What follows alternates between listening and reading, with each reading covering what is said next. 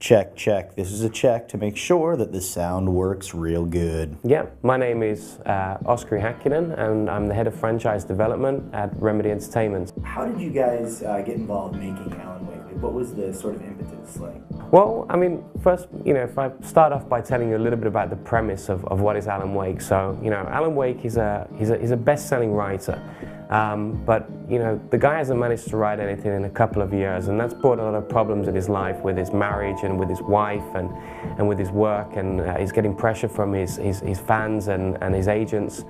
And in a hope to kind of gain back his creative flow and kind of save their marriage, his wife Alice takes him away to this idyllic small town called Bright Falls in Washington.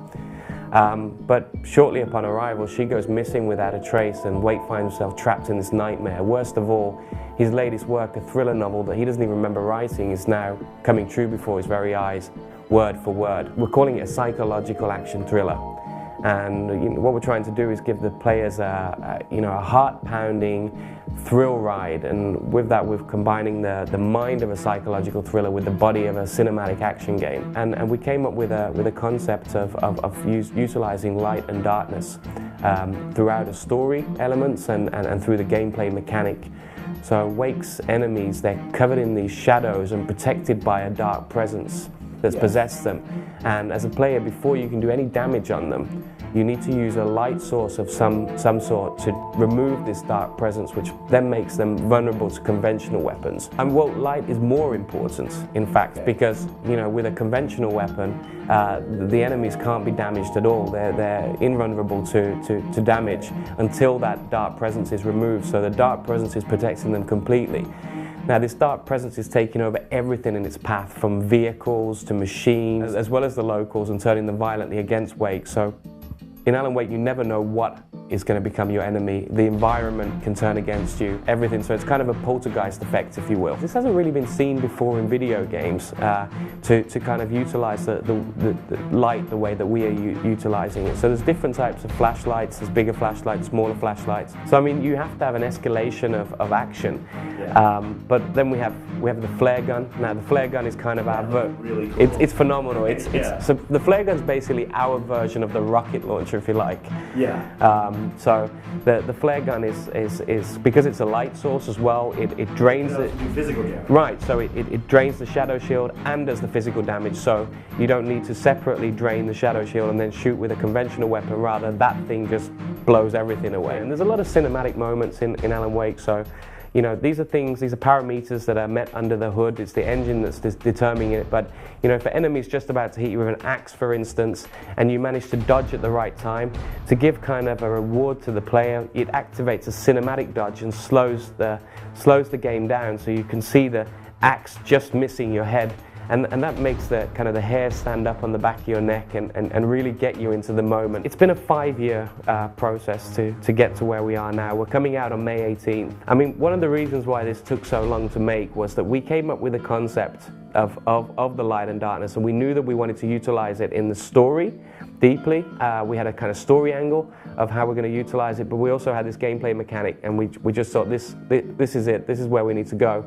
When we looked out there to see if there was any engines that could do the type of things that we needed them to do using the light and dark mechanic, there wasn't anything that could do the things we needed. So we literally built the engine and all of the technology and tools ourselves in-house. So this engine is personally developed for this game, and you can't get a better match. We outsourced to an orchestra in Halle in Germany. So we had the live orchestra perform with the live strings, and it's amazing when you play in the game and you feel the warmth of the live strings and the violins and the cellos. It really gets the hair standing up on the back of your neck. Yeah, it really does. And you can imagine, I mean, it really just gives the atmosphere when, if you're running through the forest on your own with just a flashlight and you start having the violin come in, it's, you can't describe it really, what it makes you feel. So for the hardcore gamers out there, they'll be really excited by the dynamic difficulty system that we've put in the game. So to keep you in that sweet spot of gaming, the engine on the fly is determining how well, or if you're not playing that well, or how badly you're playing. So if you're playing extremely well, the engine will pump up the difficulty to keep you in that sweet spot of gaming. However, if you're more of a recreational gamer and you're not playing that well and you die, it's not fun to die again and again and again. So it declines the difficulty to keep you again in that sweet spot. If you want to look for more of the story, there's these manuscript pages scattered around the world.